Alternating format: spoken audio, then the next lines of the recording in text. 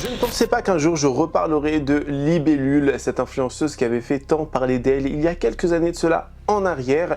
Elle a décidé récemment de reprendre ses réseaux sociaux, de parler sur les plateformes, de parler de sa vie, etc. En soi, pas forcément trop problématique, jusqu'au jour où elle a fait une vidéo sur certains influenceurs et je me suis senti concerné, je me suis senti attaqué. Et vous allez voir que la raison derrière tout cela, la raison pour laquelle elle a fait cette vidéo et ce pourquoi je me suis senti concerné, c'est parce que c'est tout simplement à cause voilà, d'un produit Chanel, produit qui a fait lourdement débat, produit qui a soulevé pas mal d'interrogations chez certaines personnes. Donc écoutez, si vous êtes intéressés, parce que je vais répondre aujourd'hui à Libellule, ça fait un petit moment maintenant qu'elle a fait la vidéo, mais j'ai décidé pourquoi pas un petit sujet léger, un petit sujet un petit peu aussi de société quand même, et qui englobe tout ce qui est influenceur, partenariat, argent, etc. Donc si ça vous intéresse, continuez à regarder. Salut tout le monde, c'est Chris.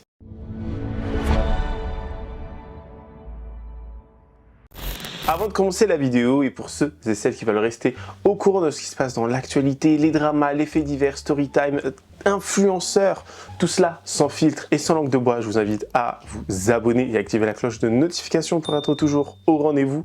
Lâchez votre meilleur pouce bleu et me rejoindre sur les différentes plateformes telles que Spotify, Instagram, TikTok pour avoir du contenu additionnel, m'emmener partout avec vous et également participer ensemble à des lives. Merci beaucoup. Alors pour celles et ceux qui ne connaîtraient pas Libellule 1616 ou plus communément appelée Libellule, c'est une influenceuse qui était TDS dans le passé, qui a fait beaucoup de débats, qui a quand même aussi aidé à libérer la parole sur pas mal de choses. Il faut dire les choses, je pense qu'il faut être assez sincère ici. C'est une personne que beaucoup ont appréciée, que des gens apprécient toujours à l'heure actuelle. Je n'ai pas de problème avec elle, je n'ai pas une petite vendetta avec elle, mais je trouvais que le sujet était assez intéressant pour en faire une vidéo et surtout de parler à quel point en fait tout ce qui est pouvoir d'achat, argent, influence, etc. sont au cœur des préoccupations dernièrement, que ce soit en ligne, que ce soit dans la presse, que ce soit partout. Vous voyez, c'est vraiment au cœur des préoccupations. On sait que Français et Françaises moyens, lambda, n'ont pas forcément la possibilité de se faire plaisir, de mettre de l'argent dans des produits de beauté qui peuvent coûter un rein, et j'en suis pleinement conscient.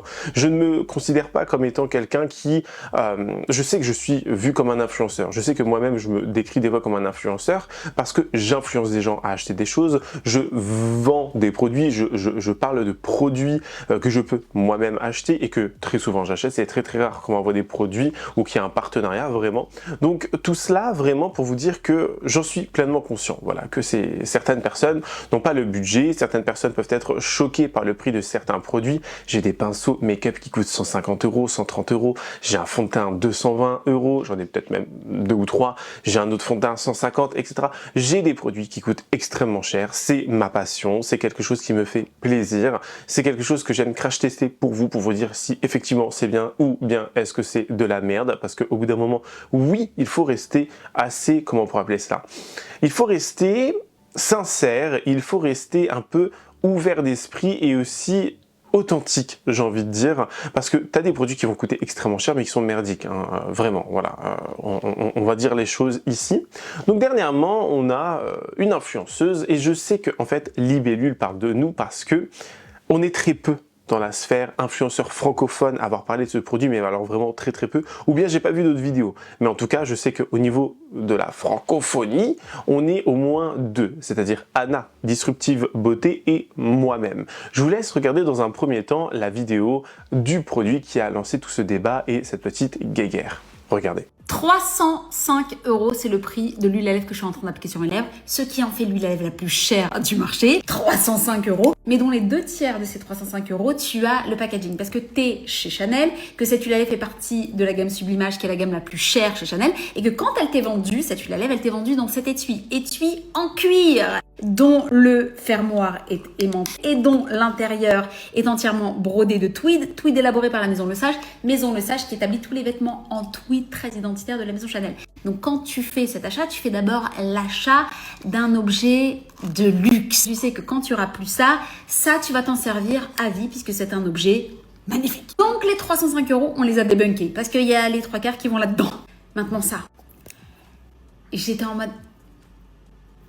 En fait, je m'attendais à ce que ce soit juste sois belle et tais-toi. Genre en mode, bon, t'as payé 305 € principalement pour ça. Oui, c'est un packaging en verre.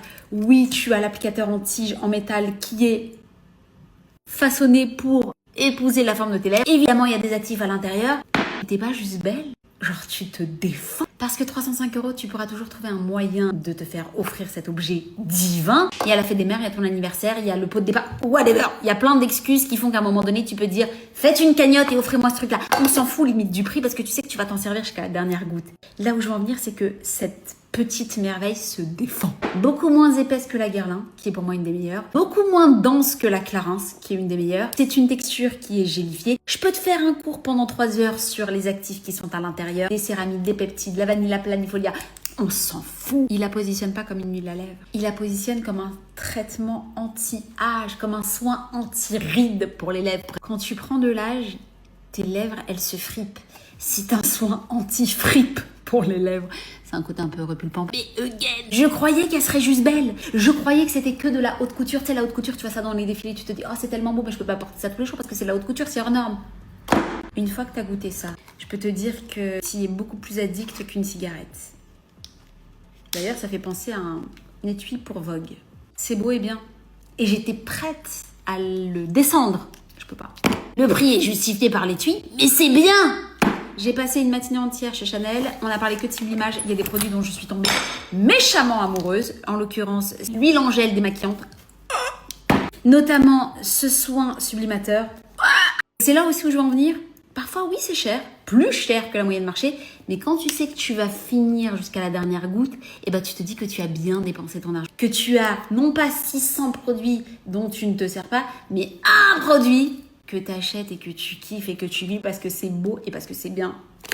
C'est beau et c'est bien. Donc, le produit qui a fait débat, c'est ce produit juste ici. C'est tout petit, effectivement, ça coûte cher. Oui, ça coûte cher. Ça vaut 305 €.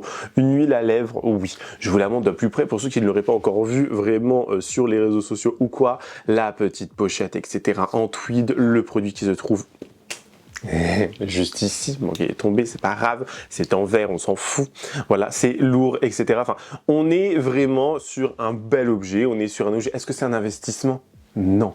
Est-ce que c'est un objet vraiment qui va changer ma vie? Bien sûr que non. Certes, 305 €, c'est énormément d'argent. À défaut d'Anna et à contrario d'elle, moi j'ai acheté le produit. Voilà, je vais être franc avec vous, moi j'ai acheté le produit. Si vous voudrez sortir le ticket de caisse ou sortir je ne sais trop quoi pour le prouver, je le ferai, il n'y a pas de problème. Vous voyez, je l'ai acheté. Je sais que Anna, elle a déjà la communauté qui va avec, elle a énormément de contacts et elle est très souvent amenée à échanger avec les équipes Chanel qui lui ont dit, bah tu choisis ce que tu veux, tu te fais plaisir. Et je peux totalement comprendre aussi parce qu'elle a une notoriété, il y a là une force de frappe, j'ai envie de dire, etc. Donc 305 € pour ça, effectivement. Ça, je sais que je pourrais le revendre au moins presque 100 balles. Je vais être franc avec vous, c'est pas du vrai cuir, c'est pas ce que, voilà, pour moi c'est pas du vrai cuir, du moins je suppose, je sais que je pourrais le revendre. Vous voyez ce que je veux dire? On est sur un produit que je pourrais au moins revendre, regagner un petit pécule d'argent. C'est un produit honnêtement que j'adore, enfin j'utilise assez au quotidien. Regardez, on voit quand même que c'est pas mal utilisé, je ne sais pas si vous verrez bien. J'adore l'utiliser, c'est un produit voilà qui fait effectivement effet, qui fonctionne très très bien et dernièrement, pour ceux qui ne l'auraient peut-être pas vu, et pour faire encore plus débat, j'ai acheté également le cushion qui va avec. Cushion qui vaut 170 €, qui me vient de Corée du Sud parce qu'il n'existe pas en France ce produit. Je le voulais juste pour la pochette. Voilà, je vais être franc. Voilà, un cushion, tout ce qu'il y a de plus simple. Cushion qui, ma foi, est très très beau, hein, très beau produit. Il n'y a pas de problème. Pam, voilà, cushion, vous connaissez. Ok, 170 € plus 305, on est sur du 475 € pour 2 produits. C'est beaucoup d'argent. Alors, par contre, le cushion, je vais être très franc, je suis choqué. Voilà, parce que c'est de la suédine, c'est pas en cuir ou je sais pas quoi, vous voyez, c'est de la suédine et je trouve que pour le prix, que ce soit en France, en Corée ou peu importe, je trouve que c'est choquant, je trouve que c'est sincèrement un peu dommage et surtout, comment on pourrait appeler ça? Ridicule. On va être franc, mais bon. Il fait un beau teint, donc on va essayer de lui pardonner comme on peut. Hein. La question maintenant que j'ai envie de me poser, c'est à quel moment, à partir de quand, certains influenceurs se sentent légitimes en fait de critiquer et d'imposer leur mode de vie et comment ils doivent dépenser leur argent à d'autres personnes. Comment d'autres personnes doivent-ils dépenser leur argent? Je me pose cette question parce que vraiment, on est face à quelque chose d'aberrant en fait. Et je vais vous montrer maintenant pourquoi, parce que Libellule a fait une vidéo que voici. Je vais faire cette vidéo en ASMR parce que j'ai pas le droit de crier parce qu'il y a des gens qui dorment en dessous de moi. Ça va être très dur, ça va être très dur.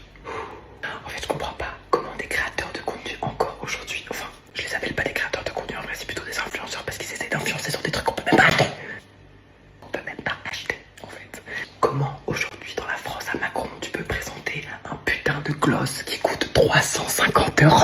350 euros le gloss, 350 euros. Non mais parce qu'en fait, dans le gloss, t'as aussi la pochette avec. Et puis franchement, c'est un gloss que tu garderas toute ta vie. Non, c'est pas un gloss que tu garderas toute ta vie. Qui va mettre 350 euros dans un putain de gloss? 350 euros, 350, vous vous rendez compte ou pas? Comment aujourd'hui tu peux être un influenceur et vendre des produits que tu sais très bien que ta commune ne peut pas acheter? Tu ne peux pas acheter un putain de gloss à 350 euros. Je sais que tu le veux ce gloss gratuitement, y a pas de souci et c'est trop bien. Prends les cadeaux qu'on te donne, prends-les. Jamais ne refuse les cadeaux, ça y a pas de souci. Mais n'en fais pas la promotion. Ça sert à quoi? Personne ne peut s'acheter ça. C'est la même chose que l'aspirateur Dyson à 1000 euros. Un aspirateur à 1000 euros. C'est quoi, tellement t'es riche, ta poussière, c'est de l'or. 1000 euros, mais vous êtes complètement baisé ou quoi? Mais complètement malade. Vous vivez dans un monde qui n'existe pas. Voilà, vous vivez, c'est très bien. Non mais tant mieux pour vous. Voilà, tant mieux. Faites votre bif, kiffez, prenez tout. Les choses gratuites qu'on vous donne, j'adore. Non mais y a pas de problème. Mais rendez-vous compte que vous êtes les seuls à pouvoir vous acheter ce genre de choses. Et en plus, vous les achetez même pas. On vous les envoie gratuitement. Voilà, on vous les envoie. Mais ne dis pas, en vrai, c'est un investissement. Donc, je vous propose un petit code promo de moins 10% sur un produit qui coûte 1000 euros. Donc comme je vous disais, on est vraiment très peu dans la sphère des influenceurs francophones à avoir parlé de ce produit. Donc effectivement, je me suis senti attaqué, je me suis senti comme visé. Vous voyez, je pense pas qu'elle pensait à mal, je ne me suis pas dit voilà, Libellule veut me faire ou je sais pas quoi. Non. Mais je me suis dit il faut quand même répondre parce qu'il faut remettre l'église au milieu du village. On se souvient qu'à l'époque, elle était invitée à Coachella. Elle était invitée par les plus gros influenceurs à faire les plus grosses vidéos, etc. Et personne ne lui a jamais reproché. Enfin, les gens lui ont reproché Coachella parce qu'elle se dit être féministe, le droit des femmes, le droit des gays, etc. Alors qu'on sait que fondamentalement, tout cela, tout ce contexte, tout ce... Comment on pourrait appeler ça, tout ce festival est basé sur pas mal de choses très problématiques, donc les gens lui ont quand même reproché, mais ça c'est plus pour des valeurs, j'ai envie de dire, humaines, plutôt que sur des valeurs dites pécuniaires. Hein. Donc on est vraiment face à un petit peu, j'ai envie de dire, de l'hypocrisie. J'ai l'impression qu'elle a essayé de changer son contexte, sa DA. Elle est toujours dans le délire un peu TDS, un peu ouverture d'esprit, le corps de la femme, l'endométriose, les règles, etc., etc. Donc oui, son contenu peut-être, il peut aider beaucoup de personnes, il faut le dire aussi, mais il y a des choses qui, en même temps, moi je trouve, tais-toi en fait. Voilà, tu n'as peut-être pas forcément les ressources nécessaires ou l'intelligence nécessaire ou le recul nécessaire pour venir nous parler et nous dire comment faire, comment dépenser et comment en fait vivre. Moi le premier, je ne dirais jamais à quelqu'un comment il doit vivre, comment il doit faire ci, comment il doit faire ça, ou dire que c'est ridicule, machin. Oui, il y a des gros influenceurs type Lena Situation qui dernièrement fait extrêmement débat aussi avec son Airbnb qui était à je sais plus combien de la nuit, je crois que c'était 3000 € la nuit, et elle était là à base de regarder mon Airbnb, il est comme ci, il est comme ça. Oui, 3000 € c'est extrêmement cher, même moi ça peut me choquer, vous voyez, mais on parle de Lena Situation qui a des millions dans son compte, déjà dans un premier temps. Lena Situation qui travaille avec les plus grandes marques, qui a fait des partenariats avec les plus grands, qui, je pense, se fait payer au moins des 20 000, 15 000, 30 000, 45 000, peut-être même beaucoup plus, sur un partenariat le plus minime qu'il soit. Et quand on voit qu'elle fait des espèces de partenariats, entre guillemets, avec Airbnb, et que son Airbnb est à 3000 € la nuit, oui, ça peut être choquant. Moi-même, ça peut me choquer, et ça m'a, je pense, choqué en vrai quand je l'ai vu. Mais on parle de Lena Situation, elle n'a pas le même pouvoir d'achat que moi. Donc je vais pas être jaloux de quelqu'un qui a beaucoup plus de millions dans ce compte que moi. Vous voyez, on en est là. Donc chacun ne vit pas à dans le même monde, et c'est triste à dire, il faut le dire, mais encore une fois, personnellement, je ne vous dirai jamais comment vivre, ou comment consommer, ou comment dépenser, ou comment, etc., etc. Lena Situation a partagé le lien de son Airbnb où elle est actuellement à Marseille, et je me suis dit ça coûte combien, vu que certaines personnes ont demandé et qu'elles partagent. Je clique sur l'annonce, je vois qu'il faut réserver 5 jours minimum, 5 nuits, 15 000 €. Peut-être c'est Bernard Arnault qui a demandé, non, peut-être c'est Jeff Bezos et Elon Musk qui ont demandé le prix du Airbnb, je ne sais pas. Je ne sais pas. Et alors là, c'est 15 000 €. En période basse, c'est 12 000. Il faut réserver 5 nuits minimum. Et t'as le droit à 10 personnes. C'est-à-dire qu'au minimum, si tu vas avec d'autres personnes, déjà tu partages ton lit et c'est 1200 € par personne. Voilà. 1200 €. Alors, on vit pas peut-être dans la même frange. T'adores Lena, Mais là, partager ça, quitte à demander, ou peut-être les gens ont demandé, comme ça pourrait être comme moi qui étaient juste curieux de savoir. Mais finalement, peut-être il n'y aura aucune réservation vis-à-vis de ça. Ou peut-être le fils de Bernard Arnault. Sincèrement, non, vraiment, le prix m'a choqué. J'ai vu 5 jours. La maison est belle, hein. La maison, tout est beau, la vue est splendide. Ça vaut son prix. Mais c'est pas pour nous. Et quand je dis c'est pas pour nous, c'est pour 99% de la France. Ce qui est drôle dans tout cela, c'est qu'il y a eu un passif agressif, et j'ai trouvé ça un petit peu drôle, honnêtement. C'est que Libellule, elle a vu mon TikTok. Oui, j'ai fait TikTok et je l'ai mis également sur Insta, et elle m'a répondu sur Instagram. Alors, ce qui est assez drôle, parce que je l'ai tagué et tout, c'est qu'elle est venue commenter, elle est venue s'expliquer en quelque sorte. Et j'ai trouvé au début qu'elle était assez, comment on pourrait dire ça, assez gentille, assez ouverte d'esprit, et après elle a essayé de faire un petit peu du passif agressif, elle a essayé de faire un petit peu des petits pics, et moi aussi. Je trouve que c'est de bonne guerre. Honnêtement, je lui en veux pas ou quoi que ce soit, je vais être franc, hein, vraiment, ça m'a fait rire, voilà. Je vous mets les commentaires à l'écran que je vais vous lire. Donc elle a commencé en écrivant « Merci pour ton retour et ton avis.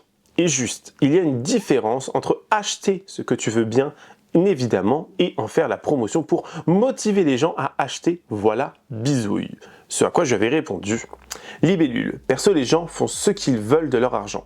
J'ai personnellement aimé mon expérience chez Chanel et j'ai payé avec mon propre argent.